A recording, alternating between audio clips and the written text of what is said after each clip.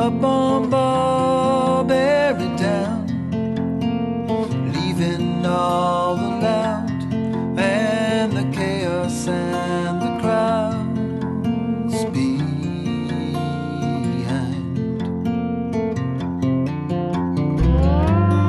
And there's hope in the cove. Hi, I'm Nigel, and welcome to Songs Nobody Asked Me For. I'm really, really happy to sort of present this episode today. This is one of my presentations of an episode because I have a guest today. I'm sitting here in my jumper, which is kind of a bit weird because it's I think it's the 23rd of July, and we've been through everything, it seems to me, this month, and we've had a heat wave that was so hot, as you heard in an earlier podcast. Played a gig where somebody actually collapsed who was playing before us because it was so hot.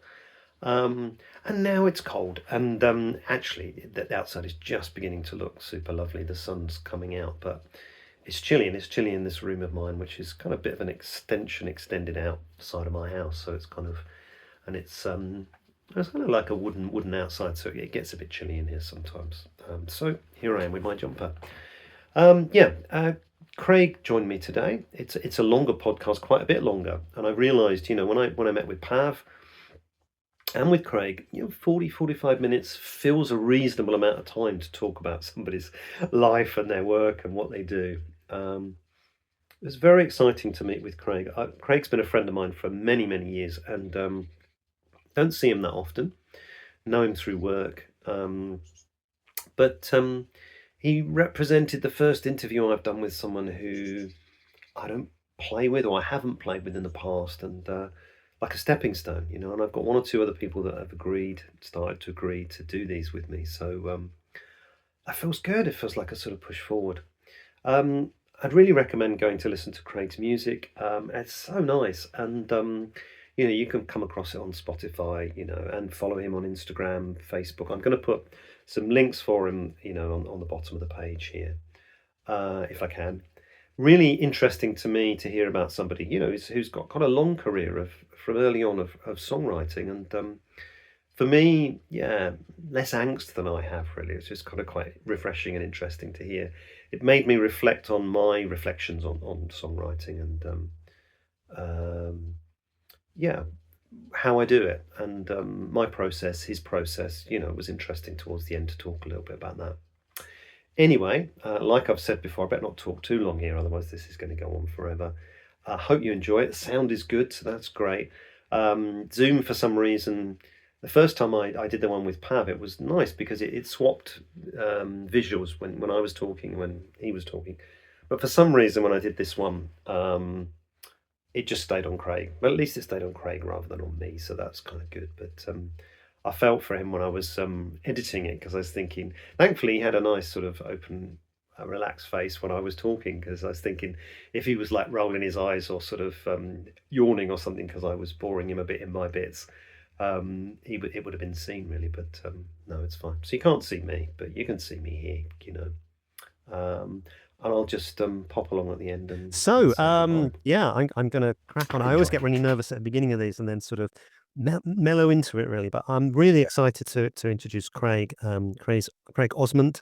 And Craig and I have known each other for a very long time, actually, I think, but not in this world, as it were. We know each other in the world of health and the health services and that sort of thing. And welcome to the podcast. And I want to start by just thanking you for agreeing to be my victim, really. Yeah, no problem. Well, you say that now. It's an honor. An honor and a privilege. Well, the thing is, you can always say at the end, I ain't having that. It's kind of, it depends where it goes, My bass player said that maybe if he didn't like it, he'd just swear through the whole thing so that I couldn't use it, but it kind of was okay. So, obviously the theme of all of this is around, and I was just talking before we came on about how I got into this idea of having a really, really miserable gig I played, where we were on with lots of people playing lots of covers, and people just weren't interested. And I was playing my original stuff with my bass player, and I don't know if you've experienced this. I'm sure maybe you have. Hopefully you haven't. Where you finish a song and there's this little gap, and it feels like about 10 minutes, but it's probably about 4 seconds when nothing happens. And then people will remember you were playing and sort of like clap a little bit, you know? And I hadn't had it for years, and it just got me really miserable. And at the end, the bloke was promoting. He's a lovely guy, and I know him. And he said, "Oh, have you ever thought of doing a few covers? And it was just so miserable. And I came away, and then from it came this, and I've been really enjoying it. And I'm trying to be really creative and positive within this, really. Yeah. So that's the theme of it. And I've got a few ideas and thoughts about where we might go. But I wondered where, for you, music sat in your childhood. Whether your parents are musical, how you came across learning instruments, what you learned, what you did when you were a child, really. Yeah. I think probably my earliest musical memory is my granddad, who would have been in his 80s. Mm. We had a very out of tune. So I grew up in rural North Devon, in this kind of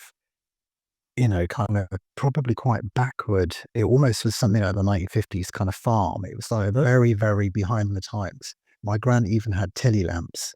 Oh, wow. I remember them as a kid, which makes me sound ancient, but actually I think it was just that most people had electricity by then, but they didn't. So I just had this vision of my granddad sitting at Christmas time with telly lamps glowing in the background, my gran polishing the horse brasses. God knows why we had horse brasses. God knows why anyone has horse brasses. And then my granddad tinkling away on the piano, playing Little Donkey. Oh, wow. Little donkey, carry Mary. It was like a Christmas memory. Yeah. So that's my first musical memory. And I probably did about 3 or something.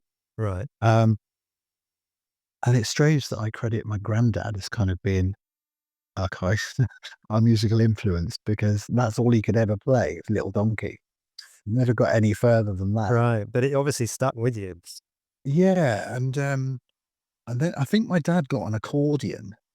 And he used to play the Highland Fling, because my mum was Scottish. I think he got it because, he kind of thought he could have a go at it. And then he played the Highland Fling to kind of maybe to impress her. Yeah. And then I think the progression from there was, probably a major influence in my life is my uncle Philip, who went on to be a playwright, but he was this kind of, he felt really glamorous, a really glamorous uncle. He went off to Oxford University. He was one of the first person in the family to actually go to university. And he traveled in Germany, and he would bring back kind of exotic gifts. And I remember him coming back from university when I was about 10 and having this acoustic guitar. And he was playing kind of German student songs. Right. He played this song called, I think it was called like "We Are the Dog Soldiers," and it went something along the lines of "Wir sind die Hundsoldaten," and it was kind of a little bit kind of marchy and Brecht and Slightly Ironic. Yes. So he'd switched from that to playing the Ant and the Grasshopper on his guitar, and I was so fascinated by this ability to kind of make this noise.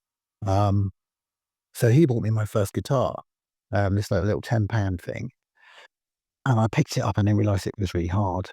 It's not like How old roughly were you then? Do you think you were kind of? I was about 9, 10, and I remember him kind of like trying to encourage me, bringing Bob Dylan tapes home and stuff. And I kind of, after that initial kind of flash of, oh, this is amazing noise, realised I couldn't make that noise Right.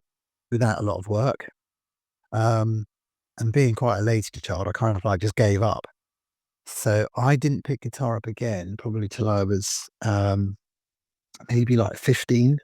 Okay. And I think what inspired me to pick up the guitar again was probably, bizarrely, the Boomtown Rats, which wasn't even a band like I particularly liked, but Right. Rat Trap, the song Rat Trap, I remember it. just kind of spoke to me somehow. And I got asked to do this school concert, and everyone had to get up and do a turn.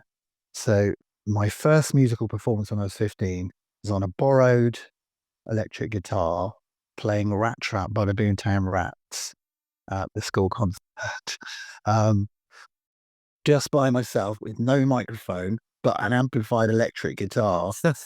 Shouting at the top of your voice by the sound of it. And it was in a massive hall as well, you know. So It's funny. I wonder whether this is going to be a theme. I've got, you know, my first gig as, you know, I mean, my first little band was in a school concert, and we were just so against everything else that was in it, you know, sort of like choirs and poetry, and there was us with no idea how to produce sound with this really loud sound. So it's interesting. Maybe it's going to be many people's experience, but you survived it. And did you enjoy it? Do you remember sort of like getting something from it? I think I was absolutely petrified, Right. but it did make me realize that I could get up in front of a big crowd of people, including all of my classmates, all of the other years of school, parents, and get through it, and then get a massive applause at the end. Because, you know, it's parents and everyone's on side as kind of captive audience. So yeah, I think that started made me realize that I could actually do something with this. So then, you then went on to, I got in a band when I was 16, my first band when I was 16. They were called Says Lou, Right. with a very charismatic lead singer called Hugo Montgomery Swan. Right. Um, Okay. but yeah, I was kind of this 16-year-old in this band of kind of older blokes. The bass player and the drummer were probably in their 40s. Oh, wow. Wow. And Hugo was a little bit older than me, but I was kind of like this stripling, you know, the kind of, and it was in Rackenford, I think, which is probably maybe 15, 20 miles away from where I lived. And I had this little, you know, those kind of French mopeds Yeah. that Yeah. I've got like an engine the size of a peanut. It's kind of, it just like, they go about like Dumb and Right. Dumber, you know. I had one of those. So I used to go to rehearsals with my guitar strapped to my back on this tiny little French moped. Must have looked like a complete idiot. Or very chic, depending which way you look at it, really. Yeah. So that was my first band. I Wow. think I And what sort of stuff what stuff were you doing then? Were you doing covers, or was one of the guys writing? no, it was original stuff. It was Right. it was sort of Beatles kind of inspired, I would say. Okay. And I was lead guitarist in that band. So Wow. Did you have guitar lessons at all, or was that were you just sort of working on the guitar yourself and just kind of?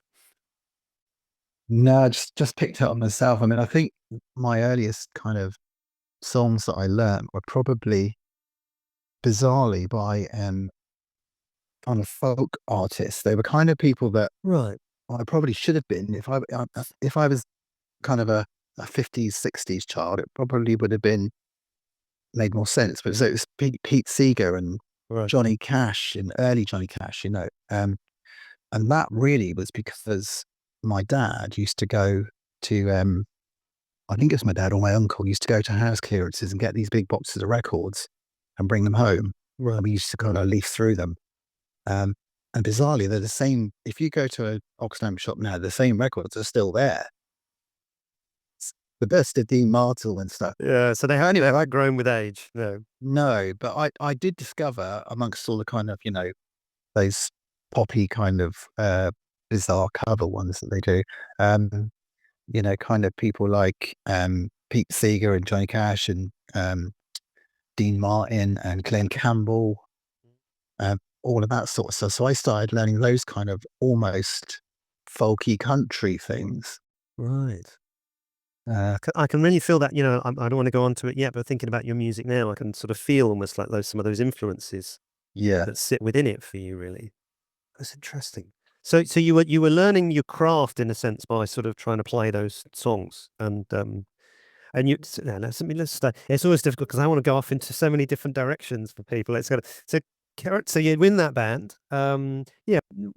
Send me through the sort of band history then of what you've been through until you come to this place where you sort of you singer-songwriter type of thing, as I would call it then.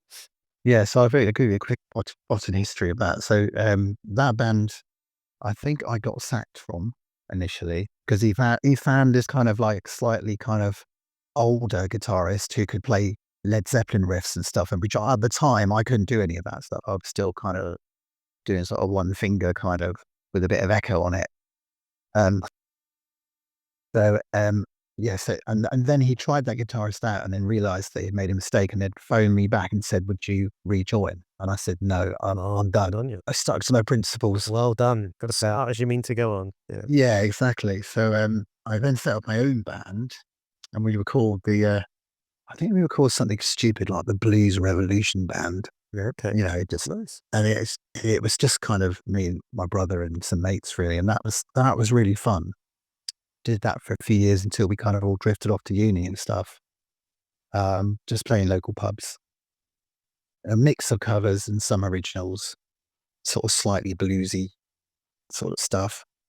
Um, then I got into this kind of period after uni of being in a covers band that mostly played holiday camps. Oh, wow. And when you were talking earlier about that kind of applause gap, if you like, Mm. it really struck a chord because when we had those gigs, we always used to call them bricklayer gigs. Right. And the idea behind that was that we might as well just go off and learn bricklaying because it's so much more preferable to this horror Right. of Right. playing these crappy songs to people who don't give a damn about them. So that was a strange little band. It was kind of, we used to play sort of holiday camps throughout summer season. The band leader was Ricky, who was a teacher, and he was in his 40s, and he had his son on bass synth, who was Wow. about 17 or 18. His best mate on drums, Dom, and a singer called Julie, who was about 14 at the time, and myself on guitar. So it's kind of like Ricky and the kids. I think we were called Geneva. We used to play all these holiday camps. We would play everything from Chesney Hawkes to the Birdie song. Oh, my Um, goodness. a lot of Elton John and a lot of Billy Joel because he was a piano player. Yeah. Yeah.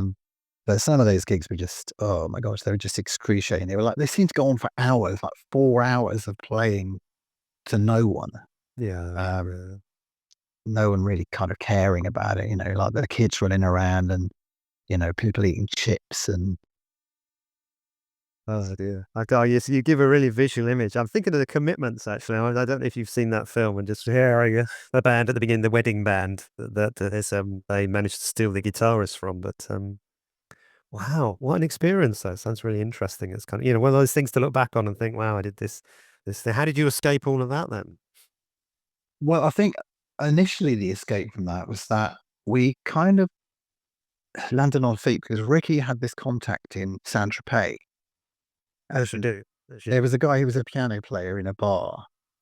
Um, and this guy took a holiday every August because he was there for like from, May to, October, in the piano bar. So he said, look, would you guys like to come down to Saint Tropez and do August for me? So Ricky said, yeah, I'd love to do that. And so he took all us kids down there. And we kind of like lived this kind of rock star lifestyle for a month. It was so surreal. We stayed in this flat above the club, the balcony, and it had like leopard skin sofas and stuff. We would start playing at about midnight and we wouldn't finish until like 2, 3 in the morning. And then we'd go to the nightclub and party all night. We had free drinks. So you can imagine we abused that completely. So we would start drinking after we finished playing Right. and then carry on till the early hours and then sleep till 3 o'clock in the afternoon and go to the beach for a few hours. And we did that for an entire month and got paid for it. Fantastic. Yeah. And I bought my first Fender Strat, which I still have, Right. which shows up on some of my Instagram videos Okay. with that money. But yeah, it was an amazing experience and kind of fueled a kind of interest to kind of like do music a little bit more fully, really. Mm. So we set up after that, we set up a band called Big Fish, which was kind of an original band. And we became quite a kind of big deal in our local town. We kind of put on this kind of big concert, and 600-700 people turned up to it, and we thought we'd made it. We thought, oh, we made it. Let's go to London. Let's take this show to London, and it'll really happen there. And of course, we got to London, and we realised discovered there were bigger fish. Exactly, we were a big fish in a small pond, as it were, and we were suddenly started doing this kind of circuit of, you know, the Mean Fiddler and the Marquee and all of those places. And it was just like the next sort of 5 or 6 years, really, just an endless trawl of doing all of those original venues. Record companies saying they would come down, and then they didn't come down, and, you I know, remember just, it well. yeah. Mm. So to kind of make ends meet, we did covers at the same time as that, really. So we had a band called Geneva 3, which was Ricky's son, who was in the other band, and his mate, Dom.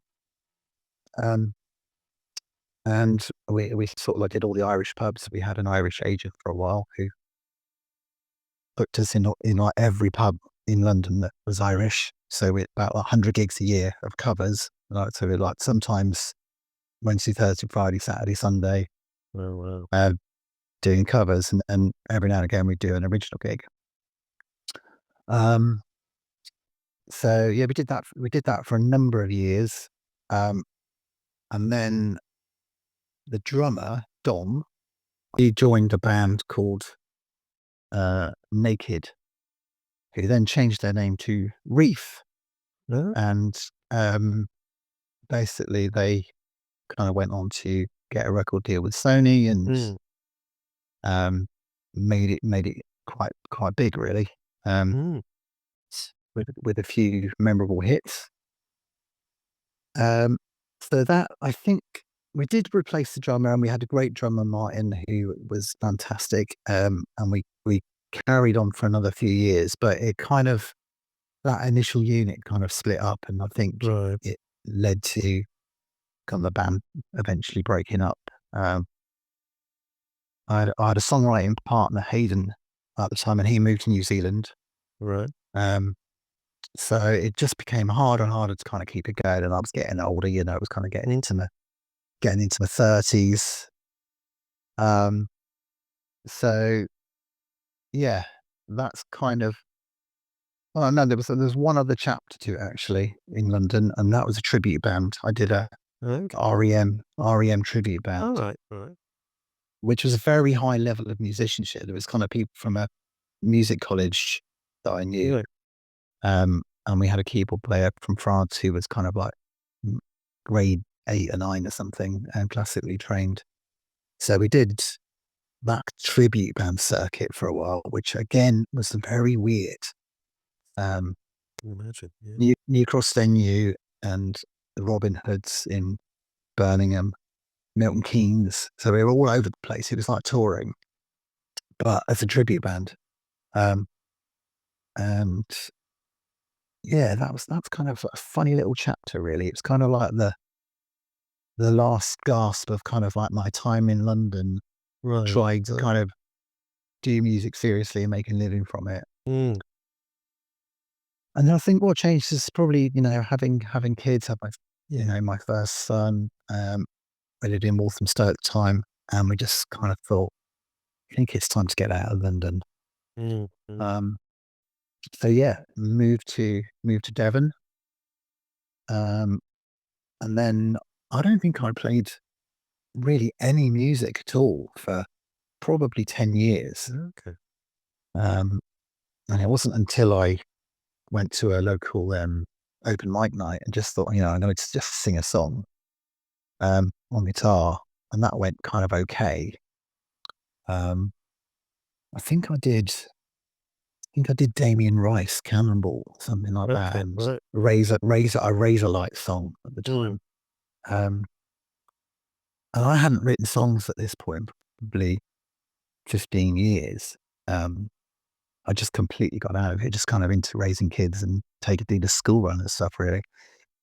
So off the back of that, we had a regular kind of open mic slot, jam night, met a bass player called Steve.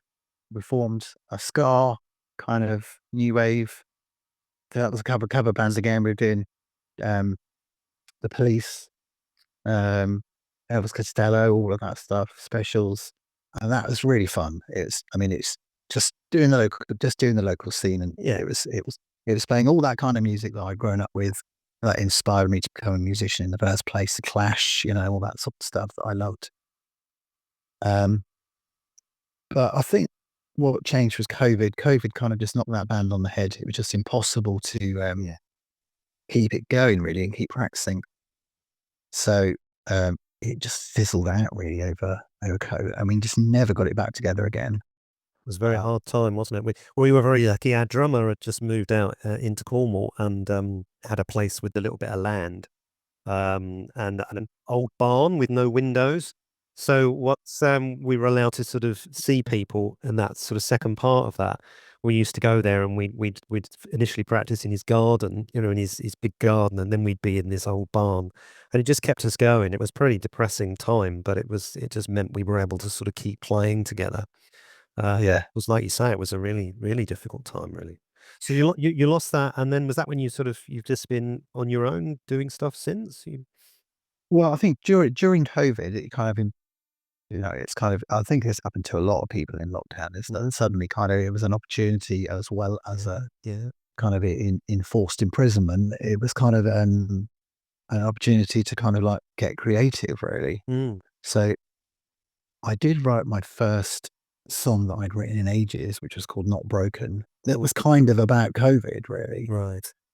And it was because of a news item I saw about a doctor speaking to her. There was this nurse that looked really shattered, and there was a doctor speaking to her. And I wrote this song about a kind of imagined conversation between the two of them, really.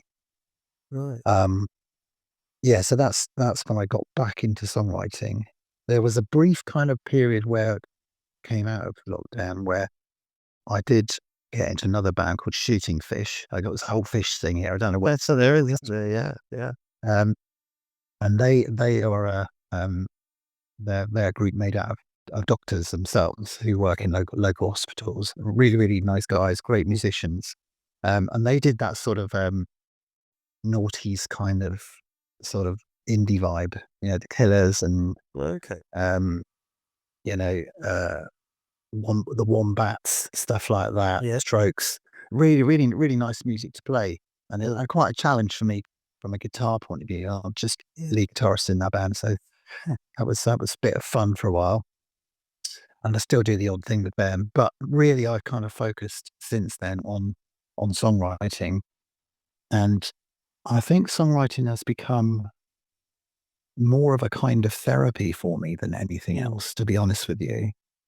So I'm not trying to make it or anything. I like people to listen to my stuff, but it's really about the process of writing the songs. I mean, that is the bit I enjoy the most. It's a balance, isn't it? I've been on this quest over doing this podcast of trying to work out why I do it, what keeps me going through it. And then there is I always think within every one of us, people like us, there is this tiny little bit in the back of your head that says, yeah, I still wouldn't mind, it's kind of like I'll go and do Glastonbury. I don't mind, it'd be great.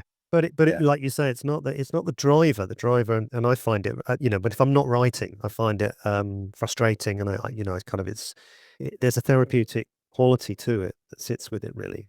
I was curious to know about your songwriting a little, because obviously I guess that's my emphasis in all of this, but I had this idea earlier on in one of the podcasts, which by the time this comes out, people will have probably seen, but hopefully, but at the moment, nobody's seen it. I was thinking about these two different paths people might take. I'm not sure there's more, and I was trying to compare them to sort of art, really. I was thinking and I see no value in either any better than the other, but you have people who create new things like painters, people who are artists, if you like. But then you get these amazing technicians, people who, forgers, for example, who could recreate perfectly a picture, which is an amazing skill, or who can repair pictures that have been broken. And in a sense, I saw that as possibly the two ways that people might go. Yes. This is more you're sort of getting into tributes and covers and really wanting to play somebody's music perfectly, and the discipline and technique it took. And I don't have any of that ability to do that. And then you have the people who would be creative. And of course, you get people, and it sounds like from your journey, you've been somewhere in the middle of those two things. But not everybody ends up writing songs or is able to write songs or finds a way. And I suppose I wonder if you have any thoughts on how come you're a person who wrote, really, because it's, as I say, it's not everybody can do it. It doesn't kind of work for everybody. Yeah. I mean, I think for me, it comes from a kind of real interest in literature Right. initially Mm. and writing. And even as a kid, I remember writing poems, writing stories. Right. So I think for me, it comes actually more from a kind of literary base than it does a musical base in some ways. Okay. The music is almost kind of like, oh, right, I can put some music to this. Right. I like melody, Yeah. but it's like, Your inspiration often comes from the words or what you're writing, and then yeah, because I'm complete opposite. Mine often comes from a lick or a sort of the melody, and then I've always felt that I had to struggle to write words because I then had to sort of think about them. I'm better at them now than I used to be, but so mine's the opposite sort of process. But, yeah. yours started with the words and the literary background. Yeah, I mean, I do occasionally kind of like get a chord progression. I think, oh, that's a nice little chord progression or a little finger picking kind of motif, and I'll sing over the top of that. But often it'll be like I just finished a song 2 days ago called "Summertime '75," and that was triggered by a really really partly because of the heat waves we've been having, a real kind of memory of messing about in this river that was at the bottom of our orchard. Um, Blowing up tires and floating on them and making rafts, swinging out on, and so they came from the imagery. The song came from the Right. imagery of thinking about that time. Um, And that's something I've really, because I was listening this morning to I listened to all of your sort of stuff on Spotify. I really enjoyed it, and you've got such a lovely tone to your voice. And I love the way you play guitar as well. And there's something about your words that, and I mean this as a compliment, that are quite straightforward.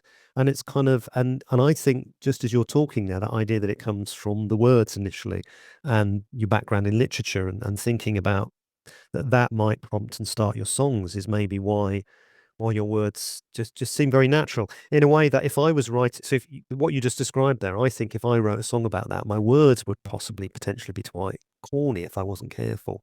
Whereas you seem to have this way of writing them that just is, it is nostalgic, or it does seem to fit with kind of what you're talking about. Or it connects for me anyway. I think you do that very well. And you even, I was smiling to myself listening to your song about buses. I was thinking this guy's written a song about catching a bus.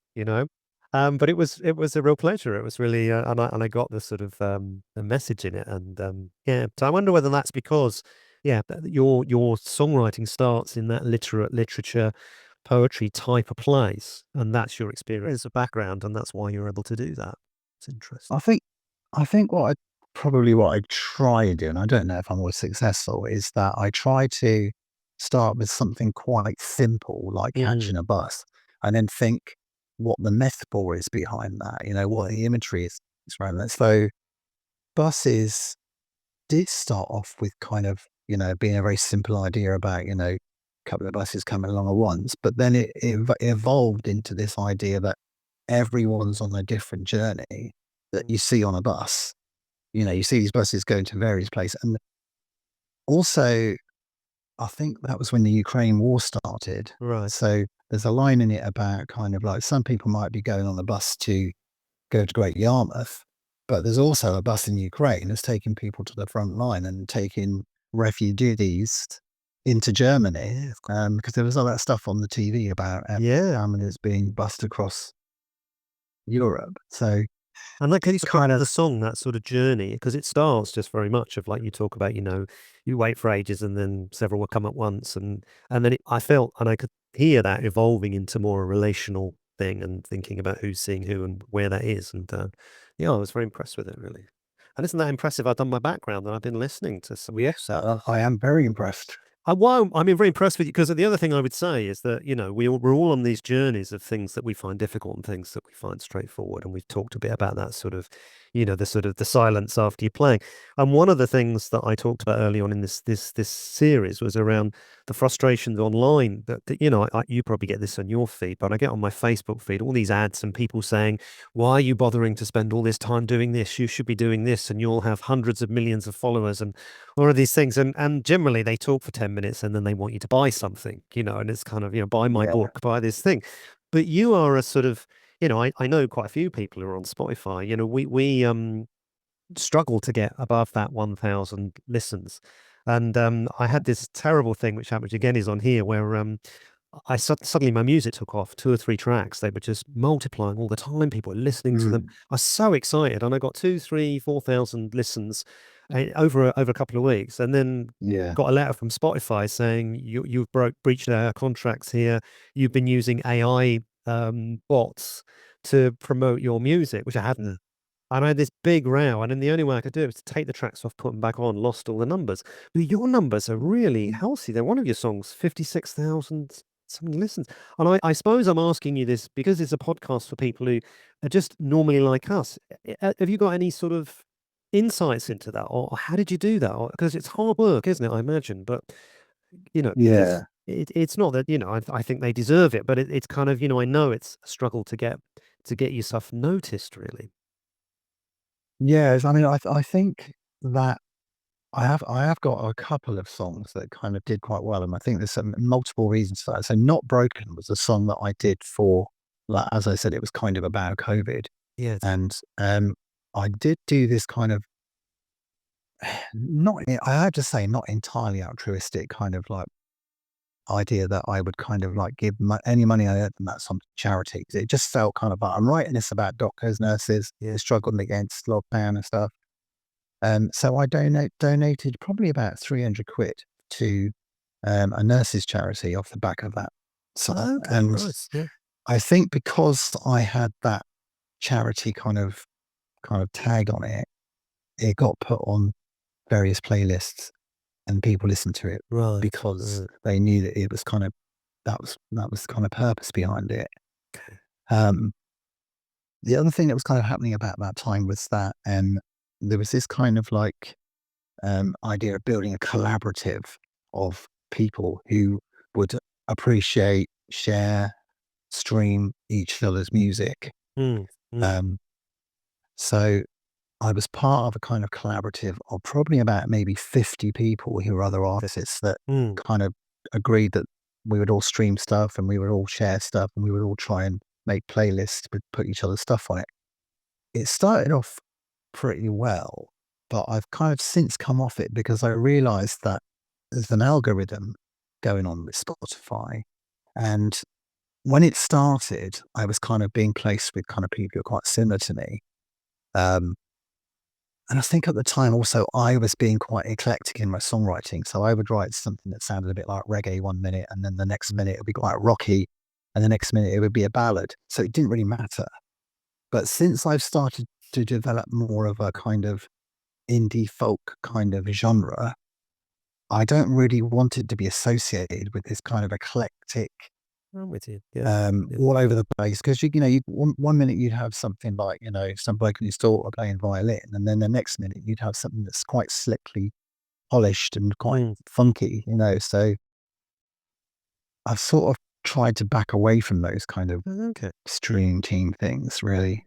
And just sort of plow your own path. And yeah, I think it's interesting because the folk side of things certainly came to mind for me when I was listening to. I try very hard because I've talked about how it's a sort of nice compliment, but sometimes frustrating when people say, "Oh, you sound just like," you Yeah, spend your evening playing your music. And for me, sometimes I saw someone to say, "Oh, you sound just like Beautiful South." People are trying to be nice. They're trying to say, and it means I like you, but it can be a little bit if you're writing your own stuff. But so I wouldn't make a name there. But I was just thinking of it almost like loops you right back to those early childhood experiences of that music. Um, yeah, because there's a real authenticity in your music, and it does sound. I can get that sort of folk indie vibe from it all. I really enjoyed it because I was driving through the country. I was sort of out to see the fields, and it was really nice music to listen to while I was going along, and it just really fitted where I was. And Yeah, I can feel that, and that idea of having, we've sort of moved into this what we call indie funk type of. So we're trying to. It's interesting. We both want to hold on to that indie sort of background, but Yeah. just have these other influences. And for me, it's my bass player coming who just is really into playing funk stuff and enjoying, like you were talking about before, the experiment or the difference of then thinking, oh, I wonder if I can write more in this style and this works really. But I mean, how would you so indie funk, indie folk even would be how you would describe your music? Is that sort of because I'm thinking people might not have heard your music here, and then I'd like them to go and Yeah. really. I think it's heading more and more in that sort of direction. I mean, I mean, people I've always liked, Joni Mitchell, Paul Simon, Nick Drake, all of those kind of things. They're kind of trendy at the moment. That style of songwriting is quite trendy at the moment. There are a lot of people doing that sort of stuff. But I feel that I've kind of come full circle with my songwriting. Um, that's what kind of got me into it in the first place, and it's come back to me, that kind of very simple Nice. pared down way of writing that's quite, it's full of imagery. So I felt this Sorry, more of that's come. I wonder whether this is an age thing for us as well. I mean, I'm a little bit older than you, but I wonder whether we move around in a circle where, for me now, I'm doing much more what I want to do, and much more with I don't really care. Yeah, And just trying to enjoy. And obviously, along the way, as anybody who's watched this podcast will know, I get very frustrated sometimes and down, and sometimes, but I think that's the creativity within us, to sometimes feel good, sometimes feel amazing, sometimes just get really frustrated, really.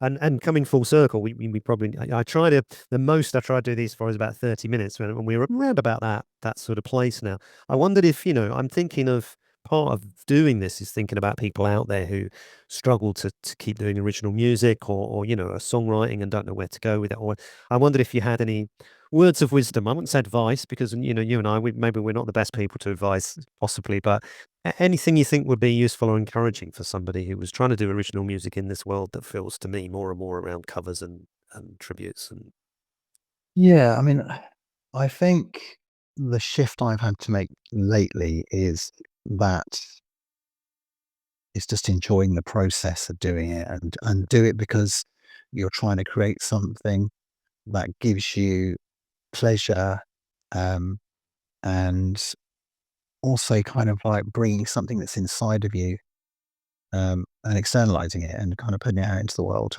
yeah. Um, so I think if you kind of get into, if you're doing it because you're chasing Instagram followers and chasing, Spotify numbers, you're probably going to be disappointed. Well, you are, at this level, let's be honest. Unless you've got kind of like money behind you. Um, I mean, you get so many ads these days that kind of like, all you need to do Exactly. is do Boost Collective and Yeah. pay us 49 quid a month, and you will be on hundreds of Spotify playlists. So regardless of what the quality of your music is, we don't care about that. We just care about you giving us 49 quid a month. There's hundreds of those companies now, and they're playing into this idea that there are lots of people out there of all ages that are frustrated by not getting their music heard. Yeah. Um, and I think a lot of people must give up because of that I feeling. think so, yeah. I mean, I always try to, my little thing whenever I play a gig is I look for one person that's into what I'm doing, Because sometimes we'll play a gig and there'll be a load of people there and it's great. And sometimes you play a gig and there's like 6 people and a dog there, or people are just not into it. But I always look for somebody, and you can generally find somebody who's tapping their Yeah. toe or is moving a little bit, or some bloke who's come. We had one the other day right from the back bar and he stood there with his pint and he's just watching. And I think that's what I focus on. That's what I've touched Yeah. one person. There's kind of one thing in there. Yeah. And it's hard to resist all of those numbers and trying to get gigs and it's that people you tried some venues and certainly festivals, they're looking for how many followers you got here and how many this, but yeah. I get caught up in it all sometimes, and then mostly though I think that's very good advice, really. I think as a writer as well, it's like you must not be tempted to kind of like divert from what you feel is your integrity, Yeah. and your authenticity. But so, because I think it'd be very easy to kind of go, oh, you know what? It seems to me that songs that sound a little bit like Bon Iver, for example, are getting a lot of playlists. So I'm going to do something that sounds a bit like that. that won't work because there's already Bon Iver. So it's kind of just staying true to what you, because really that's why you're doing it. I mean, there's a lot of people at the moment who are really up in arms about AI and about how AI can write songs and stuff. And my response to that is, why does it matter? You're doing music because you want to create art and you want to say something. You've got a point of view about the world. So why would you care if AI is making music? Because you're not doing it. You're not doing it to shed loads of money. No. You're doing it because you want to say something about the world. So it's actually kind of irrelevant if AI makes music. And trying to do it for shed loads of money is a bit like, sort of trying to become a professional sports person. There's going to be such tiny a percentage of people are going to do it. And if you don't enjoy it and you're not sort of really passionate about what you're doing, you're never going to, what's the point really? Because you'll just be unhappy really, I think. Yeah. Okay. Look, Craig, I really appreciate your time. Thank you so much for doing this for me. And I think it's been really interesting to find out more about you. And for people listening to this, I always sort of hike my band at the end, but do go and listen to Craig's music. And you play gigs from time to time. I see you sort of out there about from time to time, I guess in Devon mostly, and sort of around. There's no point saying where you are this week because that'll be 15 weeks ago, but Yeah. Look out for me. Follow me on Instagram, all that sort of stuff. yeah, and I will put the Mm. lists. I'll put the links to your Facebook and Instagram on here as well because I believe I can do that. And by now, I'll be really good at doing that. Whereas I've just put the first episode out and I'm trying to think, how do I do this? How do I work it out? But we'll get there. Yeah. Thank you. And good luck with your stuff as well, Nige. I'm very impressed that you've managed to keep a band together as well. Because I know how much energy that takes. Yeah, it does. Yeah, but they're lovely guys, and I think it's been our downfall often that we've never had a really pushy person in the band to push us on. But the plus of it is I've always managed to just luckily work with really lovely people, and we get on, so we enjoy it. And but yeah, it is hard. It's hard. That really comes through. Yeah, you can see that. Yeah, appreciate that. Right, I'm going to end the recording now and then say goodbye to you properly. So, thank you very much. So that was my conversation with Craig, and as I say, really enjoyed it, and really appreciate him coming on. Do go and listen to his music. Go and check him out. He's really worth doing.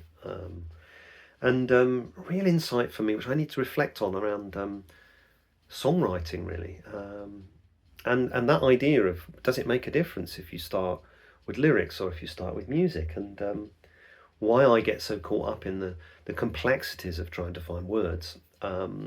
Yeah, that's interesting. I'm going to reflect on that, and I'm hoping that's going to be something that's going to emerge for me as I meet other songwriters. Really, that it is a very insular thing that I never really think about where other people are with it or how they do it or what they. So, and maybe it's really easy for some people. Maybe it's hard for others. Maybe people think they're better at it than they are. Maybe some people think they're worse at it than they are. I don't really know. It's interesting to sort of discover, really. Anyway, thank you for being here. Do subscribe. Check out Craig. Check out The Curve. And yeah, I'll see you again next week. Thanks a lot. Bye now. The sun all around me